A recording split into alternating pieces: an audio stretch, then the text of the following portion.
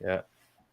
No, it's a wild thing. And, Leah, knowing the fact that you've kind of watched a little bit of that interview and all the production that went into it too, with, Bob McCabe and Lisa and the group behind it, like they did a fantastic job. Like Rob from the design people, their studio, it was pretty awesome. Yeah, I thought it was very professional. The lighting and everything was great. Yeah.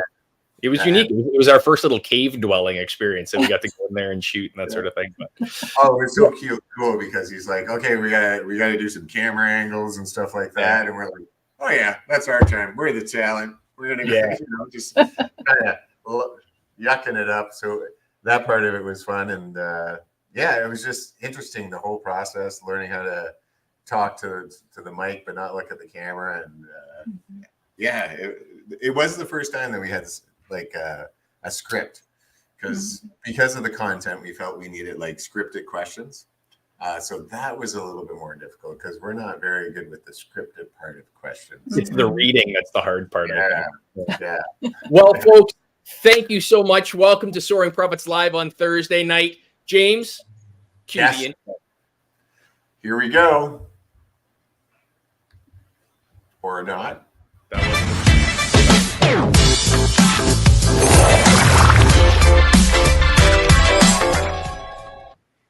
Hey, and welcome to Thursday Night Live, 9 p.m. Soaring Profits with the great Pat and James. And as always, we have amazing and talented, gifted people working behind the scenes in the quiet, often unsung, and Leah is no different.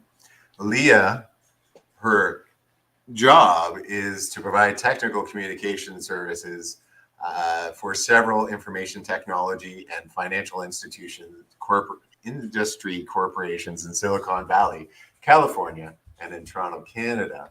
But she also is helping sexual assault survivors, particularly in churches, at the hands of. So Leah, you don't know this about me, but I have a hard time calling any sexual abuser a priest, because I feel that once you're a sexual abuser, you are not a priest, never were. But anyway, so religious fake leaders who use their power in bad ways, and she is helping them to deal with their issues, working through it. And it's such a pleasure to have you here. It's wonderful. I'm kind of a motivation guy. I like to learn how businesses start on the brain side, the meta side. And it's just interesting to me that your technology, you're helping like big corporations, Silicon Valley, Toronto, but now you're kind of taking your own time and segueing into this very difficult area.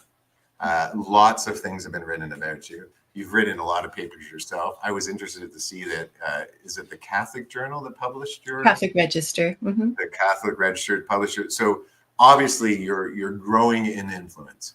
So give me A to B. How do you tell me where you started, and tell me how you got to where you are today, if you don't mind?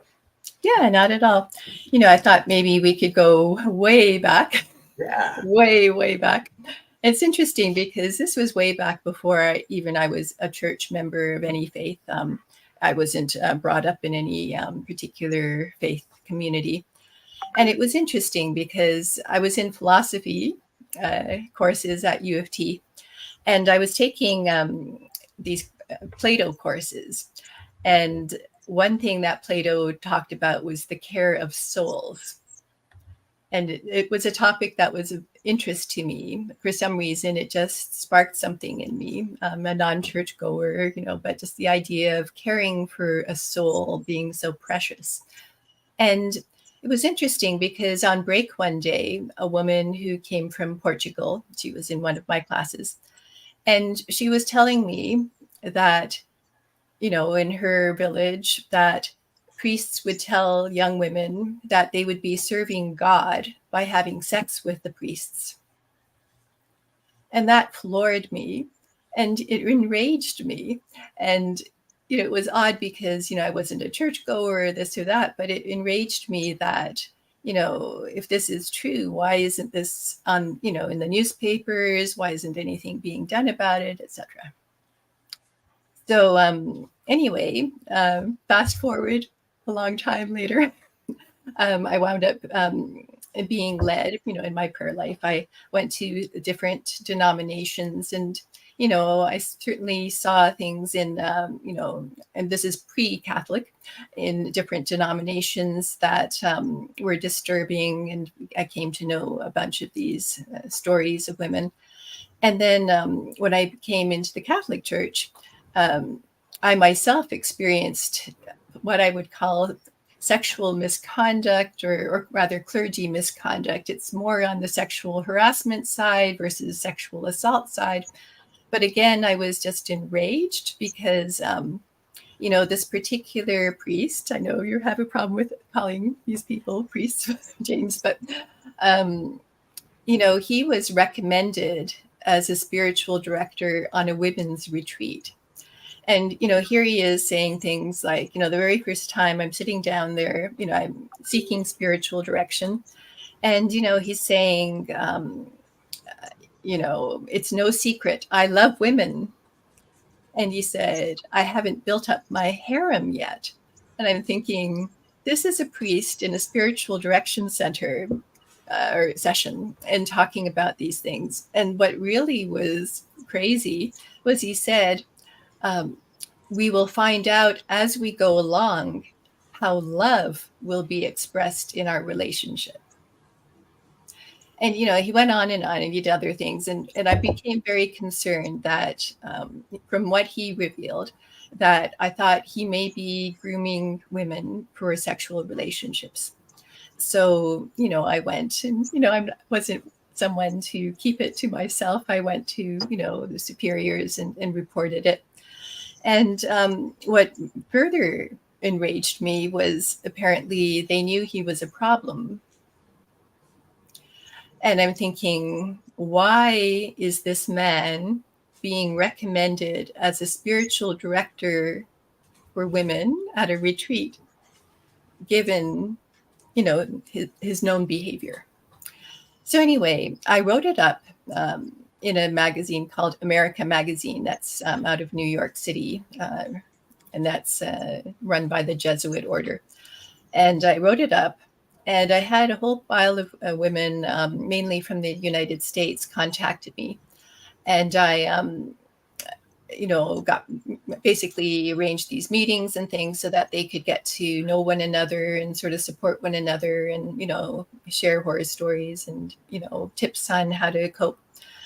And, slowly and surely, I've had people from, Australia, from the Caribbean, from Egypt, from South Africa, like various people have reached out to me over the years. So anyway, I've written a book, Abuse in the Church, Healing the Body of Christ. And that one has a whole bunch of situations of women having, boundaries violated by, so-called Christian men, whether it's a priest or a, clergy person, another clergy person, or someone who's just a practicing Christian.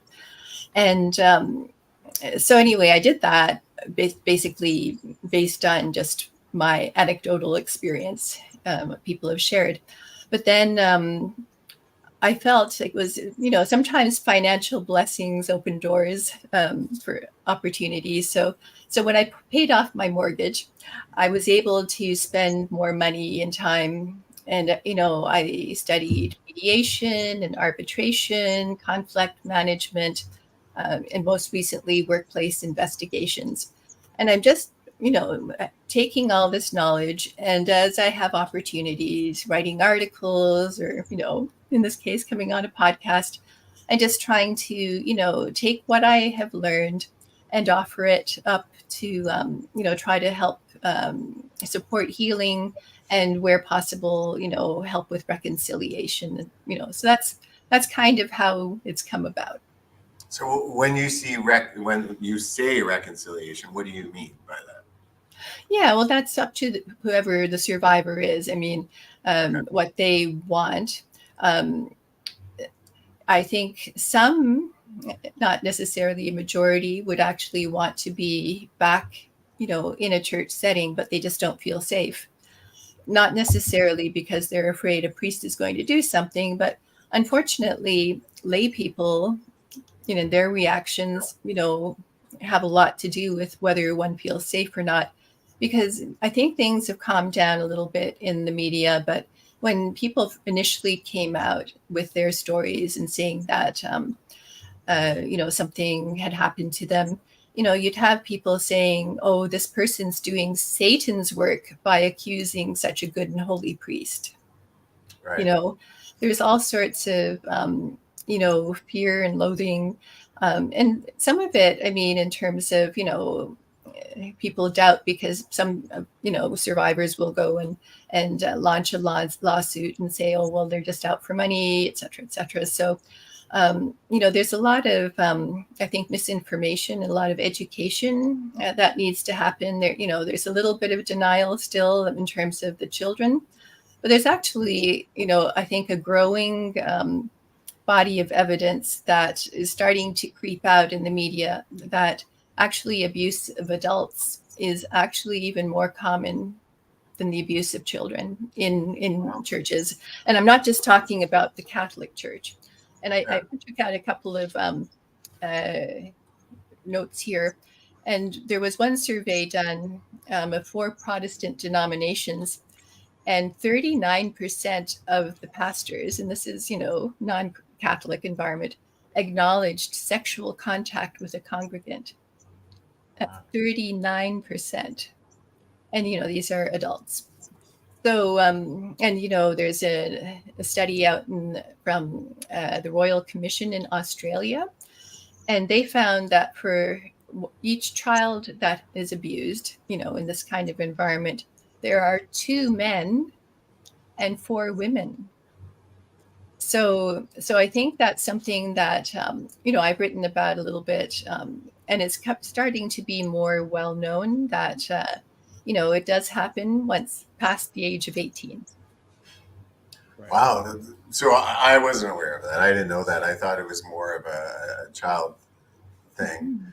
Yeah. But Well, that's I understandable. guess I can see how that happens. Like, so when we were talking to both Bob and, oh gosh, I can't remember his name. Lisa? No, it wasn't Lisa, but we were talking to the 2 gentlemen, and they were talking about how the biggest problem was that here was this so-called priest that did these horrendous things, but not only did he take their childhood and their normal sexuality, and he also stole their faith. He also broke it. They had a position of power that stands above other positions, and to do that, and then you hold God behind you. And so how are you finding that people are reconciling that part of it? Because to be honest, so I was very fortunate, and I'm not trying to belittle anyone's experience. I had some amazing priests that I played hockey with, that I would go do funerals for, that I'd help out. Pat has a similar experience. We were fortunate and lucky. I think there's some amazing clergy out there doing. Oh, there definitely are. That are growing things. But when you have someone who shatters your childhood and your faith, how do you reconcile that? How do you come back from that and even want to have a faith? I couldn't even imagine. What are you finding? Yeah. As I say, there's some proportion of survivors who would want nothing to do with any church ever. And I support them, whatever is best for their mental health, for their well-being, whatever, that's their choice. For some reason, I feel that I've been called to have conversations to try to build bridges where possible. And it's not necessarily, to have everybody back, in the church, going to mass, going to confession, etc. Although for many people that's has been a source of goodness and grace in their lives. But what I'm kind of hoping to do is, for instance, I wrote an article for recovery speaking initiatives, highlighting what they're doing. And I made sure to include that Bob wanted a seat at the table. He wants to talk to the bishops, archbishops. So for whatever reason, he wants to do that. I was able to use my platform to plant the idea, and what I'm thinking in more practical terms is, if we were to really leverage like the bigger Protestant denominations and the Catholic Church, which obviously, is huge, if we were to use the gifts and talents and the resources, and people like who are psychologists or spiritual directors and clergy who want to help survivors and give them training, on trauma and what it is to survive and have problems that you're too traumatized to go into a church, to step into a church, or to receive Eucharist for some reason, or to trust a priest to have a confession session. So that's one level. But on the more practical side, as Bob is doing, is he's trying to raise money to pay for people's care. But I think we also need to have trauma-informed and survivor-sensitive specialists within the healing professions, because, survivors have shared online and, with me personally that, they've gone to, let's say, a therapist, and the therapist just doesn't understand the dynamics of being abused within a faith community. And that really makes it difficult for someone to come forward. To get the kind of care they need if the person who's treating them just doesn't have that knowledge, because it's a very specialized area. Oh, absolutely. So I think reconciliation is, get the church to help make these things possible. And, we can talk about the listening place, which is, as I say, the concept of what I'm thinking of, as far as is trying to, bring together all sorts of professionals who are competent, hopefully survivor recommended, who can help them, whether it's a legal issue, if they really want to have a relationship with God, maybe a spiritual director or priests or clergy who aren't afraid of survivors, because some priests are afraid of survivors, and it is a very litigious environment, and people maybe rationally or irrationally will think, oh, well, I'm in the presence of a survivor. I'm going to be accused of abuse, so I'm not going to have anything to do with them. So, it's one of those things that I think needs to be addressed. Why is it that these church community leaders don't don't minister to people who've been harmed? Why are they so afraid to set up something appropriate for them? So it's I think the church can sort of do some reconciliation kind of work by providing resources that the survivor needs, in their state from what they want to accomplish, but just make sure, as I say, they're trauma informed and they're really well educated and knowledgeable about the dynamics around clergy sexual abuse. So Leah, I've kind of sat back a little bit here, and I very much listened to what you're saying. And what do you say to the congregates, the members of the church, the church itself, the body of the church, that sit here and are going, Father Steve, John, Tim, whoever has been a beautiful part of my life, an integral part of my life, but now I'm hearing these terrible, awful stories, not necessarily about that individual, but of other individuals in this diocese, the congregation, the whatever. How are they supposed to compartmentalize this and continue in their faith journey? What does that look like? How do they move forward in their own faith if this organization is not doing what they should be doing, moving priests around, all the things that unfortunately we're hearing about? Mm-hmm. Yeah, absolutely. There's challenges involved with that. Again, if someone just doesn't feel they can continue to be part of a particular faith community, if I honor their choices. But I think, again, everybody has a choice to make. I think you have almost zero chance of helping make things better if you leave a faith community, and regardless of whether it's a Protestant, Catholic, or Jewish, or whatever faith community. So I think one reason you might want to stay is to try to make sure there are changes. That's one idea. But one thing I was just thinking about earlier today is, if you're a Christian and you think about the original story, you've got Jesus and you've got his apostles, and you've got Peter, who denies him, who's scared to death to say that Jesus is his friend, and you've got Judas, who's stealing money from the apostles, and Judas betrays Jesus at the end, and Jesus is crucified.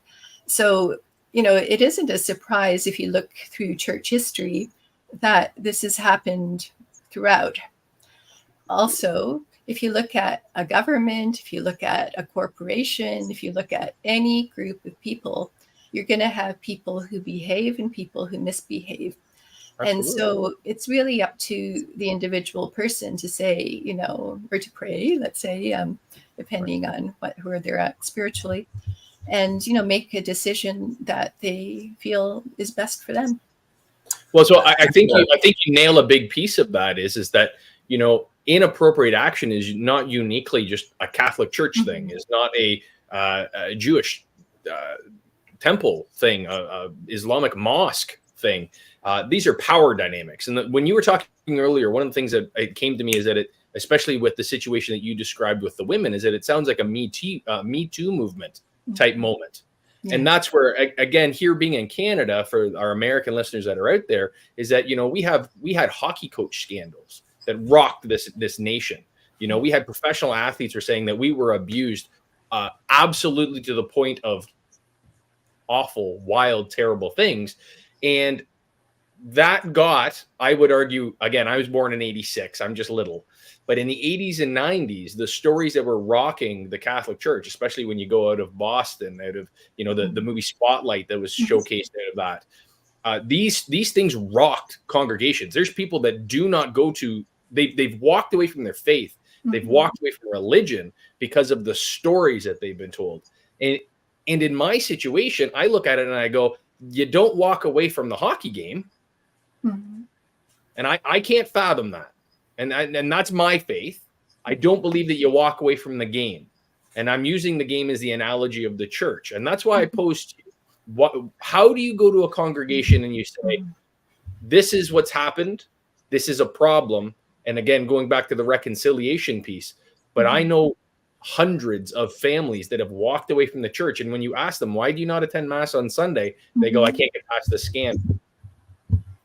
Is that a reality? Is that a scapegoat? Is that what is that? And how do you move forward? And you're seeing these people, the true victim, you're FaceTiming with them on the regular. What are they saying? Like when they walk away, it's different. But hearing a story, what are you hearing from the people that you're talking with? Yeah, well, just if you don't mind, I'll go and address the people in the pews a bit. Is one of the things that I have had the opportunity to do a couple of times is to actually facilitate conversations in parish communities. And I think one thing, and again, I think sometimes people think that the Catholic Church is the same, in one diocese versus another diocese, from one parish to the other. But it all completely depends on who the particular priest is, as well as who the bishop or archbishop is. And I've just, through my experience, I've just seen that people have not had a chance to express their feelings or their opinions. I did a talk at Newman Center, which is on the University of Toronto campus, and I did two of them, and one was for the congregants, and there was, you could just see that these people are hurting so badly, as you're talking about, Patrick. They can't believe that this has happened, in their church. And, I just saw such pain, such woundedness. And, it had been really years since these scandals started coming out. And to think that these, parishioners, they have their own trauma. I'm not saying that the, survivors necessarily are the only ones we have to think about. We have to hear about their trauma. We have to think about congregation member trauma, and even like innocent clergy. Can you imagine what it's like being a Catholic priest walking down the street with your collar and the abuse you're likely to receive, So or being a Catholic as a young person. Yeah. It's a tough thing. So myself, and I will only speak to my story in this environment, but as a Catholic, when I would tell people that I'm Catholic, the first joke is, altar boy, the priest ever touch you? That's disgusting. And it's you wouldn't do it about a hockey coach, but it's fair game in this environment. And that's where, to be honest with you, Leah, when we first looked into bringing you on, I knew that this was going to be a hard topic. James and I are both Catholic. We both come from this at a very passionate perspective, but we also come from a very empathetic perspective of the victims. There's no question. There was problems. There was an absolute travesty that happened and still happening. My issue is that when you have this sort of thing, you're not making fun of the hockey coaches. You're not making fun of the Boy Scouts. You are having a narrative that's out there about the religious faith. And I struggle with that. I think it's wrong. And I think we have to figure out a way to have clear and concise dialogue, identifying when things are wrong, but we have to be able to do it in a way that is for the rest of the community, that it's not shameful.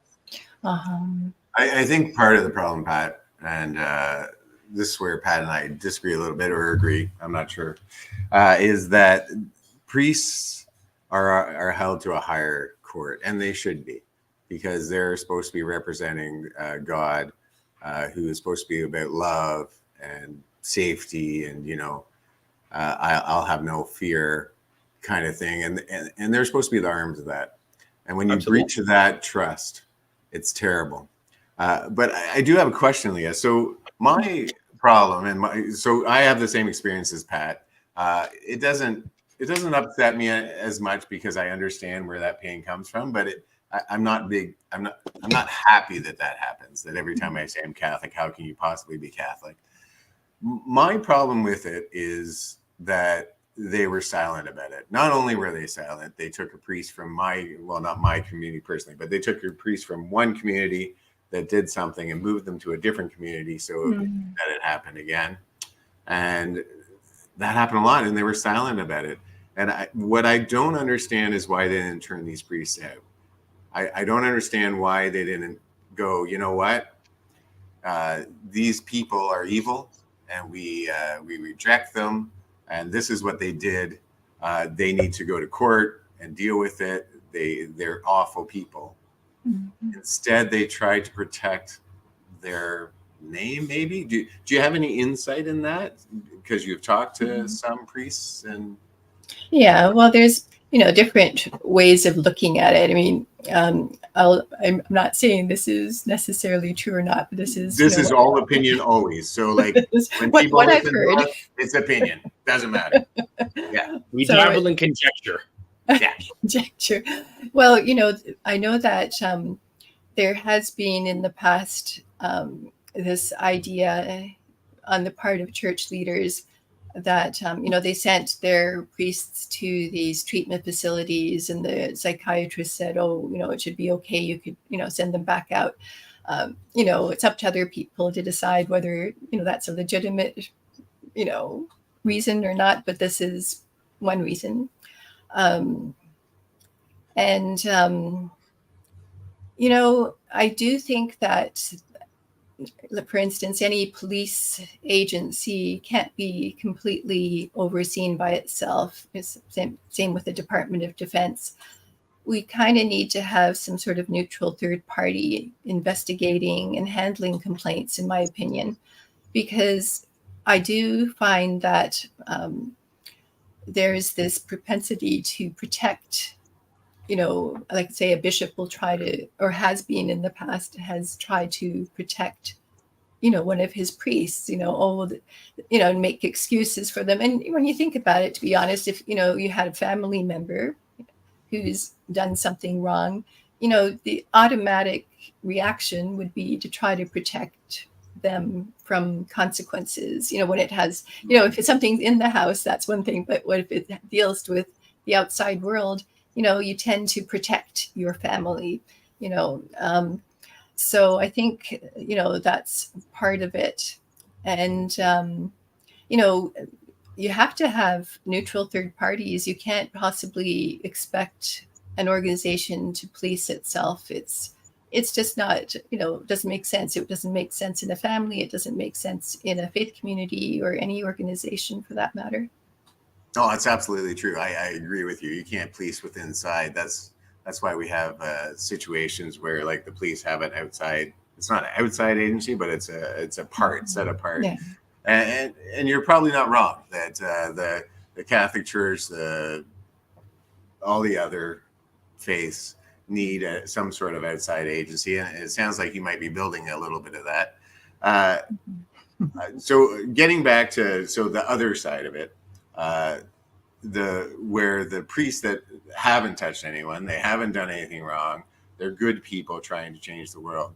Pat and I talk about this a lot. So when we were kids, there was a priest in my school every day.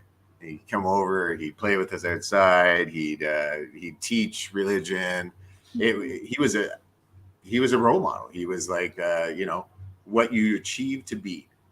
And now it seems the odd time a priest will come to a school, but it's so very rare.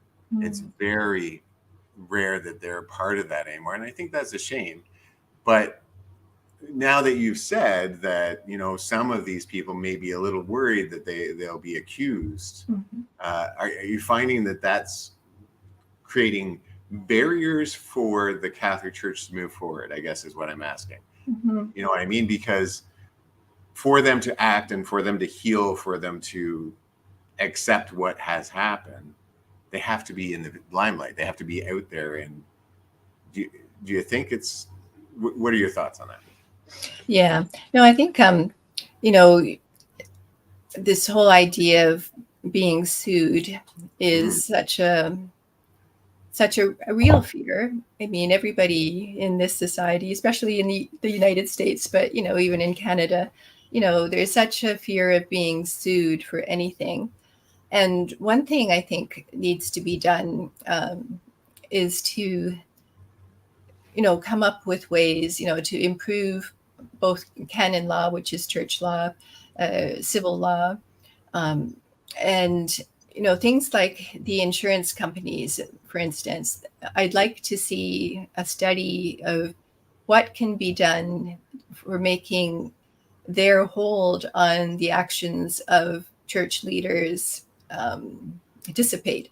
Because right now, and this again, I need to do research, but this is what I understand, is that, bishops might be afraid that the insurance companies will cut off all of their coverage unless they follow, their guidance as to how to handle a survivor. And generally that would be, don't talk to a survivor, so there goes the pastoral care, the consideration. And it kind of forces a court kind of situation, going to civil court and trying to, get some sort of justice or just compensation. But I've heard from a lawyer that, it is the insurance companies that dictate that process too, in terms of, settlements and things. And I'm thinking, is there some way we can make insurance companies more trauma informed and a little less brutal when it comes to dealing with people with these issues? For instance, there's in Ontario, I believe, and maybe some other provinces, there's something called an apology law. And as I understand, if you can apologize to someone and not have legal liability down the road, wouldn't that be nice if you had survivors coming and, to a bishop and having the bishop apologize, without any fear of that's going to affect a court case, for instance. So, I think there's a lot of different areas that need to be explored. And while I'm, on the roll as far as civil law, etc., one thing I as I say, I did all these different courses, and arbitration was one of them. And while I was studying that, I noticed that, there are other countries in the world like Germany where it's more of an inquisitorial system. So instead of having, one judge who hears arguments from the defense and from the prosecution, trying to, disparage one another and, attack each other's credibility, you'll have, the judge is the one asking the questions. So the judge doesn't have skin in the game, and try to belittle, any opponent. For instance, I read a book called Putting Trials on Trial by a lawyer. I think she's in Toronto. And it's still a practice that's used by trial lawyers called whacking the complainant, WHACK, trying to get the complainant so rattled that they won't continue with the case. So as I say, we can't just think only of, church leaders and parishioners and survivors, as if that's all that's affecting it. We have to look at legal reform. We have to look at procedural reform. There's all sorts of insurance company reform. There's things at a much higher level than I'm able to attain myself. But, that's part of the reason, it has been so devastating, is because these external factors are involved.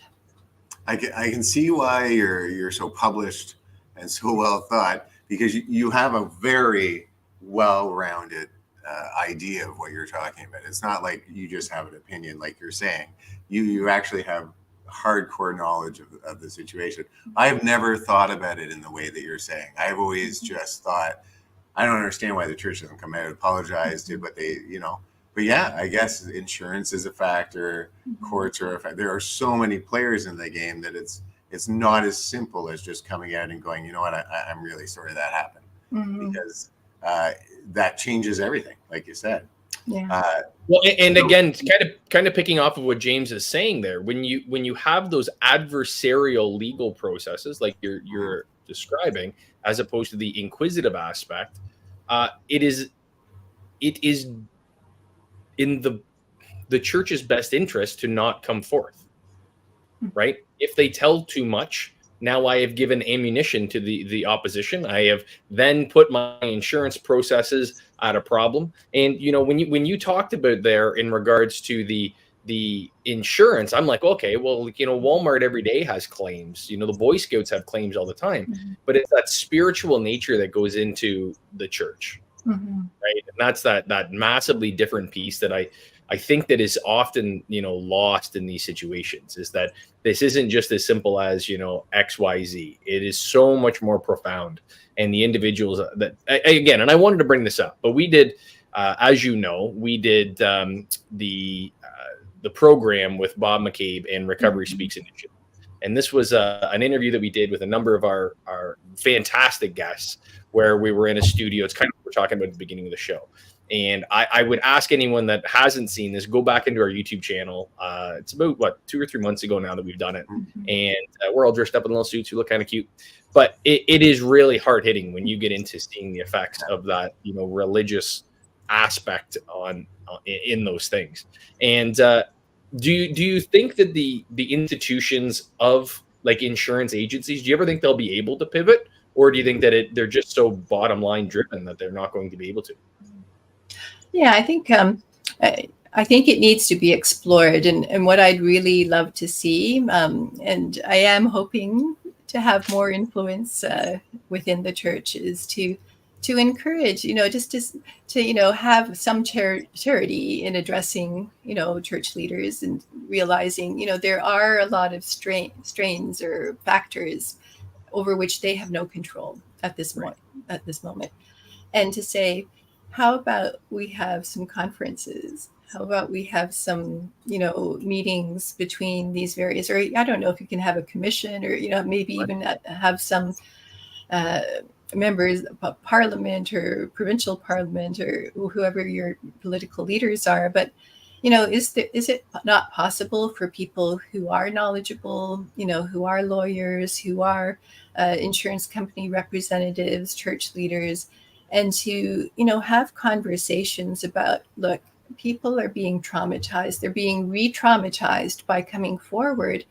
We're smart people, there's got to be a way we can figure this out. So, that's one thing I myself am trying to, plant in the ideas in people's heads, people of power and influence, let's start. Leah, I'm surprised you're not on every front page of newspapers.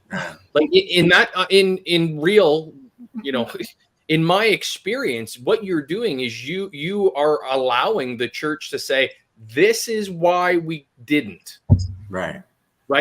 You've made some very clear, profound things said to me today, where you can go back to the congregation and you go, you might disagree with the way that we handled it. We are not saying we handled it perfectly, but we felt our hands were tied in the 80s. They were tied in the 90s. We didn't know how to handle these situations. Why are you not front page news? Why do you think that the organizations, the institution of the church, and I'm talking about the Catholic Church because that's the one I know, but why are you not front page news? Because to me, that is a no-brainer. You should be on every bulletin. You should be on every local community congregation's website. You should be doing that. Why do you think that they are hesitant or not doing that? Or are you just too new? Well, I think, thank you for the compliment. I'm not sure if it's 100% deserved, but in the sense of one thing I've noticed in my own journey, I have noticed a warming up to people like me and to the issues involved. I have seen an evolution from straight denial. We don't talk about it at all. And then you have things like the Spotlight movie comes out. And then all of a sudden there's such outrage that people are demanding some way to speak. And at that point, they knocked on my door and said, Leah, can you come and do, these sessions? So I did some of those. And one thing that was extraordinary was last year is, I wrote this letter to the editor and they made it into a guest editorial and they invited me to write more articles. So I did. I thought, well, I have this platform and I'm thinking, well, who can I help? Bob McCabe. And, there's people in the States that I wrote stories about, like they're doing things like restorative justice sessions, having people sitting and, speaking about their pain in a facilitated manner. There's Awake Milwaukee. If you Google them, you'll find about them. They're doing great work in reaching out to survivors. So I have had these opportunities, especially recently, to have all my articles. And, I'm very fair. I'm diplomatic. But, I've got stuff in there that's, not pleasant for them to recognize, for instance, the abuse of adults. And but I found, there seems to be a warming and more openness. And I think it takes time for people to build trust. It takes time to know someone, to find out, do they trust me? How do I act? What do I say in, newspapers? What do I say in magazines? What do I say on podcasts? They're scared stiff, I think, a lot of these church leaders. And I think, survivor groups have done a great job of raising issues. But, sometimes, do you think a priest or rather a bishop would be more comfortable talking to a leader of SNAP, for instance, or someone like me? There's different gifts for different purposes. Like if you're in a war, you need the people who originally came out in the survivor movement, to raise it, in media and to, get that kind of attention. And then, in a war, you have like peace builders, or, you're trying to find some way of helping both sides out. And, I guess I'm a second wave survivor kind of approach. I mean, I know Bob has that idea too. He was saying that, his solution includes the church. So, as I say, I have respect for every kind of gift and talent and approach. It's all good. It's all, had some benefit. It's just I have a different approach. And even, someone like me, they're so scared it might take them a long time, and maybe never. It maybe be another generation or two before they feel comfortable. I have so much respect for Bob. He's a incredible, strong, amazing man. He has a story of his own that is shocking, and how he is helping men who have been victims is phenomenal. But then he's just going above and beyond that and trying to repair even his own feelings about the church, but helping others repair that too, as well as help heal victims. What he's doing is just incredible. I have nothing but respect for the man. When he invited us to come to talk to the survivors, and we were really talking what happens after, the success, you can be successful. That was very important to Bob, that after sexual assault, you can be successful. But during that conversation, they talked about, a lot of them talked about, Pam mentioned it, Wendy, that the first thing is that the person that did it to you often is respected, a leader in the community. So definitely in this case it is. Two, you worry that people will think, like Wendy talked about this a lot, that people will think you're less now, that you're broken, that something's wrong with you now because that happened to you.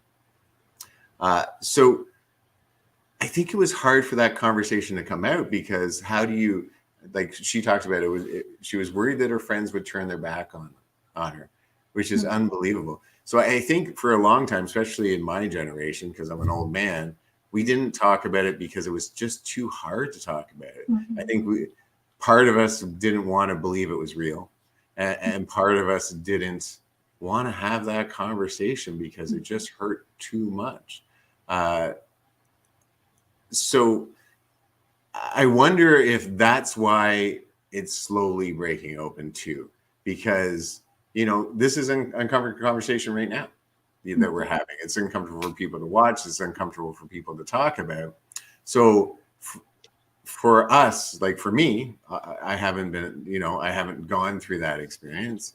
Pat hasn't gone through that experience, but it's still difficult for us. Yeah. So it's one of those conversations like mental health, that the more we talk about it, the more it will be easier to get it out there, the more we'll be able to heal. Yeah. So are you finding that is one of your major drives, that you're trying to get people talking about it? Oh, absolutely. Yeah. And, again, in that book, that the Abuse in the Church book that I wrote, I have, a number of stories, and, it's a proof of concept. It's not necessarily that this is going to be used, but there's a bunch of stories, and I have all these questions, and I suggest that, there are groups in parishes or wherever who talk about these kinds of stories, because they're not hardcore abuse. They're more boundary violation, sexual harassment. So I think that's one thing that can be done. But, one thing, again, is when we think about our church leaders, and, again, there's people who've done very bad things, but then, there's real saints amongst the people, priests and bishops and archbishops and women religious that I know and I admire. Like there's people out there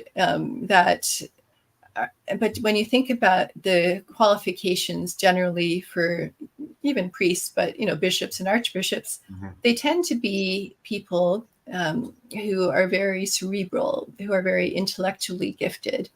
Emotional intelligence probably wasn't on their, their card when they went into seminary. Yeah. So, these guys, they're brilliant, and I'm sure their hearts, and I'm talking about the good ones, are in the right place. They're trying to do a great job. And, but they just don't necessarily have those skills. And I believe that from what I've heard in terms of bishop appointments, that Pope Francis has been looking for more pastorally gifted bishops. Right. I've heard that. So that's one thing that has to happen also in terms of seminary formation is, it isn't just about knowing about Aquinas.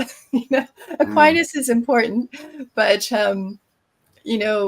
being able to speak about sexuality and boundaries, it's so difficult because when you think about it, over the generations, it was a taboo subject. It's not a taboo so much in North America now, but in fact, I have an article coming out next week in the Catholic Register, and it talks about this international safeguarding conference. And there's still countries in the world, I believe Thailand is one of them, where anything to do with sex is taboo. So how are you going to come forward with a complaint about a priest if it's taboo? How do you prevent it if it's taboo? So it's a global problem. It's, we're not, North America has its experience, but, a lot of the world hasn't caught up to us in being able to even, have a conversation like this. Yeah, and so I'm not worldly, but I have heard, and this could be wrong, that in some cases the victim is blamed for being the aggressor in some of those countries and is punished because they come out and say something, which is just, wow, it's a whole different world. I'm just going to segue because we do have a question from Mark Reed, I believe his name is. He goes by Zen Sandwich. He has a great show, podcast. I did watch one of his with you guys on it. It's an interesting question that I'm kind of interested. How do the parishioners not see through this? How do they not realize that they are being duped, manipulated, or violated? Which is an interesting question because this goes on and sometimes inside the church, during the church. So how do the other people not see it going on or know something, or why do you think that is? Yeah, I'm not sure if I would agree 100% with that. They don't know what's going on. I think a lot of people are like what you're saying, James and Patrick, is that you have mixed feelings, like you have a lot of discomfort with what's going on. There's problems, but you're still there. So again, this gentleman I interviewed, a priest, he says that, it's hard in North America to find some parish where there isn't some awareness of boundaries or sexual abuse or this or that. So I think it's a struggle. I don't know if there's that many people in denial nowadays with regard to abuse of children. I would say there is still with regard to abuse of adults because they figure, oh, it must be consensual, father must have fallen in love and, it's such a wonderful butterflies and roses kind of thing. So, to Mark's question though, I think, there's people who I think, again, clericalism is an issue. Sister Nuala Kenny, if you're aware of her work, she's an Order of Canada recipient. She's often talking about clericalism and how sometimes, parishioners themselves tend to elevate priests, put them on pedestals. And, I guess I don't know. What do you guys think in your own parishes? Do you find that there are people who still, kind of think of priests as gods, that they can do no wrong? Because what I'm thinking is people are aware that it's possible. But again, I think it's just, adult child is my idea. Well, I would say to you that, in the Catholic tradition is that the priest during communion is as close to godly as you can be, right? Like that is the Catholic tradition. So to not have a respect or a higher regard for that, I don't think anyone in the church could say that they are a Catholic and not. Right? Does that makes total I'm thinking more in terms of, certainly, there's the religious ceremony, but I'm thinking outside of that, like, do people think they can do no? My question wasn't so much about, the Eucharist. It was more about in regular life. Do people think that outside of the religious ceremony. It's usually So- So again, my experience is that I've brought father with me for beers in the afternoon. So it's just different. The relationship that you develop with your clerical individuals, whether you're Islamic, whether you're Jewish, whether you're Catholic, Christian, whatever you want to be, those relationships are kind of what you fester in certain aspects, and you foster those relationships. Obviously, when that goes too far, that's where it pivots for me. That's where it pivots, is that becomes very much, where we've had, and I brought up earlier, like the Me Too movement, right? When that line is drawn in the sand and those boundaries are crossed, that is a power dynamic. My boss is not allowed to say, you look great in that dress. Not allowed to say that. The priest should follow those same rules. That is wrong. That is absolutely a thing. But that power dynamic is no different than a hockey coach. It's no different than a Boy Scout leader. So why is it that we focus on in the community that it's a drastically different thing? And I'm trying to take those that are not faithful, the secular groups of society, because they jump on it. So what is the dynamic? Why does the secular world, why does the secular society, they will not differentiate between Boy Scouts. They will not differentiate between hockey coaches. It's that priests, the church, all of this is a terrible organization that needs to be abolished and changed and blown up. But you're not blowing up Hockey Canada. You're not blowing up Boy Scouts of America. You're not doing that. So what is the difference? Yeah, no, I hear you. In fact, I think there is a tendency for the media to focus exclusively on the Roman Catholic Church. I think we owe a great debt of gratitude to the media for exposing wrongs. Sure. But I think there is an imbalance because it does happen everywhere. And as I said, 39% of, four Protestant denominations, clergy say they've had sexual contact with a congregant. So that is not mainstream news. So I agree, Patrick, that I think there's a force in the media. I don't know what it is. I'm not a secular media person, but is it because it's sensational? I don't understand why it's only on the Catholic Church. I mean, it is there, but why don't we know more? Like the Southern Baptists have their thing. There was this, Mennonite scandal. There was a seminary professor who had 100 victims, of his students. He was sexually exploiting his students. So it happens, but you don't see that on the front page. You see the Catholic Church on the front page, but you don't see these other ones. So I do think there's something wrong there. I have no idea what the dynamics are. I think especially in North America, the Catholic Church and in other countries was a major power. They were political in nature in some areas. Like the Pope does have some political power and political pull, and everyone likes to see a fallen angel and dance upon them. So I think it's just that the Catholic Church had farther to fall. So they get to be the one that everyone gets to attack. I'd like to answer your question for me.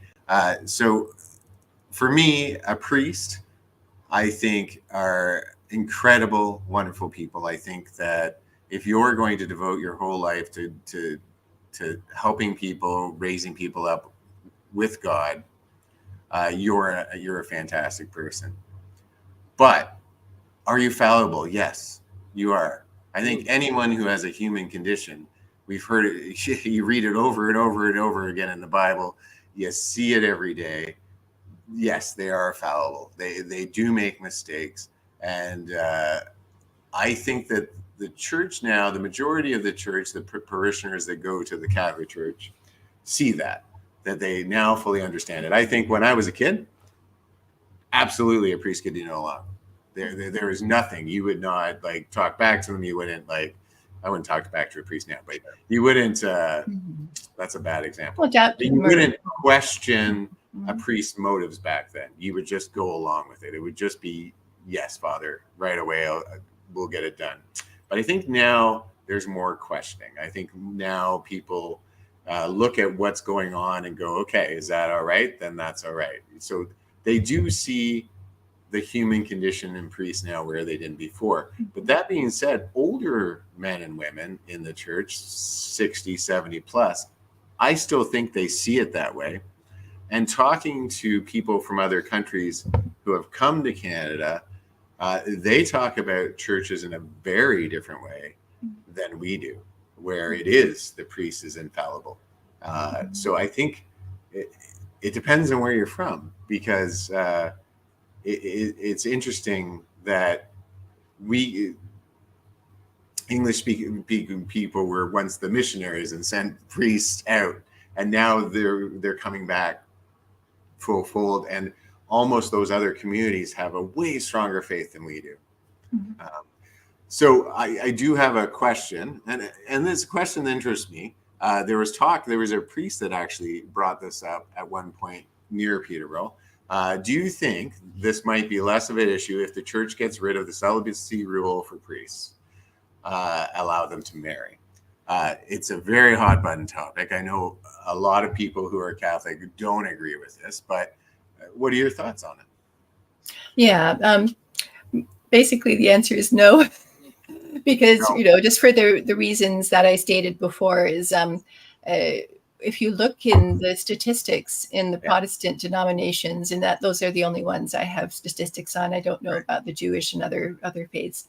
But, there's one quote I have here. The United Church of Canada, it says, the incidence of sexual misconduct of clergy has reached horrific proportions. You're more likely to be sexually harassed at church than at work, and clergy are sexually exploiting twice the rate of secular therapists. So, these are married men, so it's not going away. There are pedophiles who are married. There are, people who exploit adults who are married. So I wouldn't say that in and of itself is a problem. But, to be fair, maybe, I'm not saying that,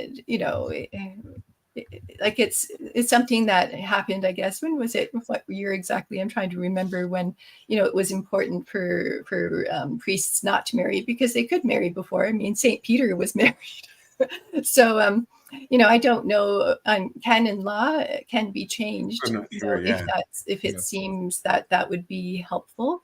But just on the topic of abuse, just from the statistics, it tells me that marriage doesn't take away a predator's urges.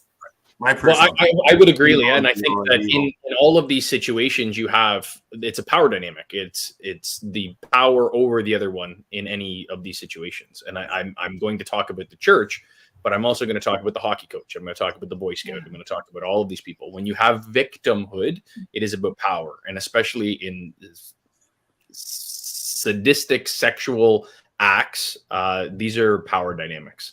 And it doesn't matter if you have a wife, you are still a sadist. You are going to do that. You are going to find a victim. This is criminality. This is criminology at its core.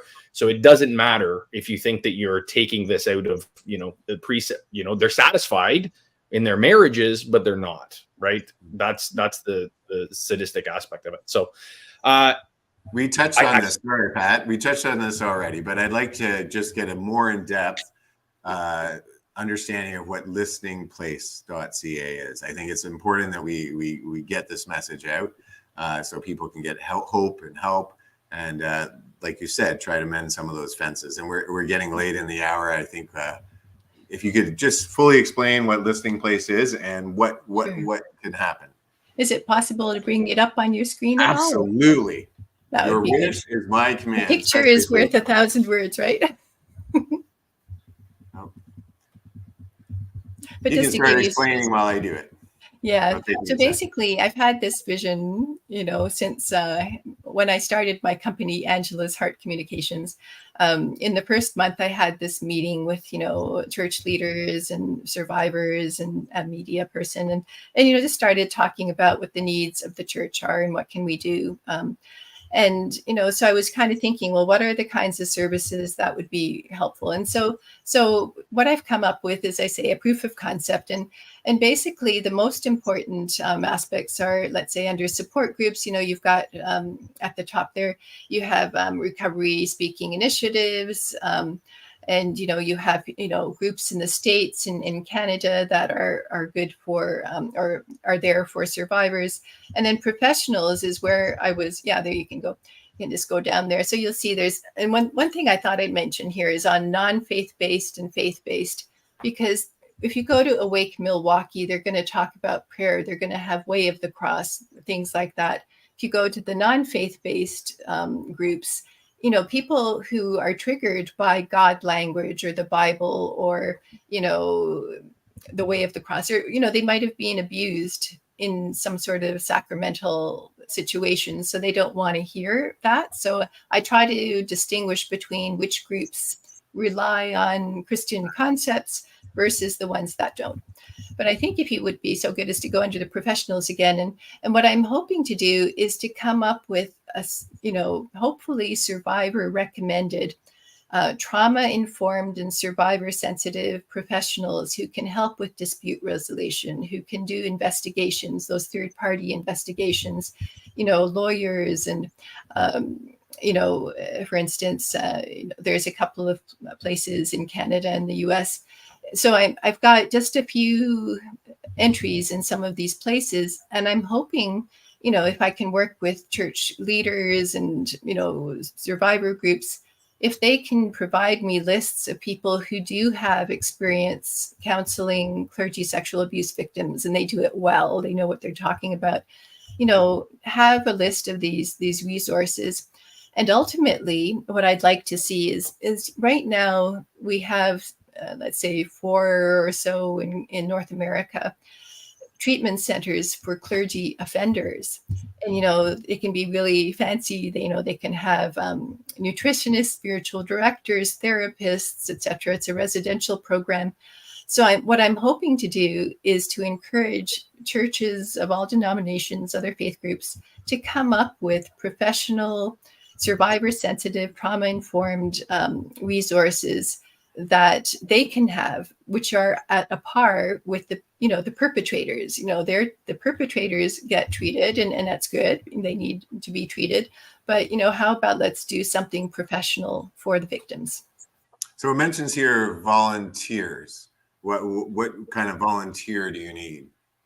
Oh, no, well, it says it's note that the site is run by busy volunteers, right. So it takes a while to get, but yeah, I'm hoping, let's hope that people, will start having these discussions about, who knows, who are the people, who are the priests, who are the spiritual directors, who are the therapists who care about survivors, for one thing, and how do we get them in touch with, the survivor community so they can get help?